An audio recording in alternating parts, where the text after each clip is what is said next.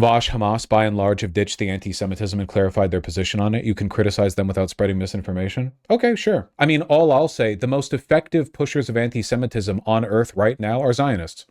Israeli Jews and American Christians. Yeah, easily.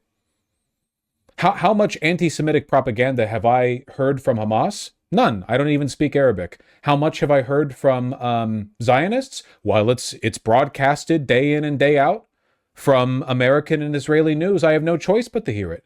They are so insistent that the essential core of Jewish identity is a massacre of Arabs in the Middle East, and that the Jews are morally responsible for what Israel does, and in fact should celebrate it. I hear this all the time. This is very anti-Semitic. I don't think the average Jew has anything to do with what's going on in the Middle East. And I think that a lot of Zionist Jews are just responding to decades of propaganda conducted by Israel, birthright and so on. And they just are afraid for themselves. And I think there's a bit of legitimacy there. I don't think their Zionism is good or defensible, but I think that if you're just like a random Jewish guy in LA or New York and you're like, I kind of do think that Jews should have a safe place to live. Well, I'm not going to interrogate their beliefs too closely because I don't think they stem fundamentally from ethno-nationalism. But no, the Zionist media, it screams every day, you must be an ethno-nationalist.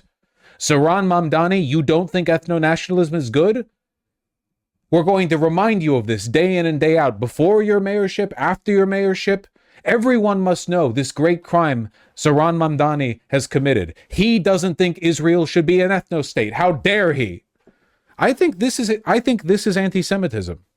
And it's not coming from the IRGC, it's not coming from Hamas, not coming from the Houthis, not coming from Hezbollah. It's coming from Zionist media, which is by and large, I mean, obviously, Jewish and Christian people, right? Like, it's not Muslims pushing this line for the most part.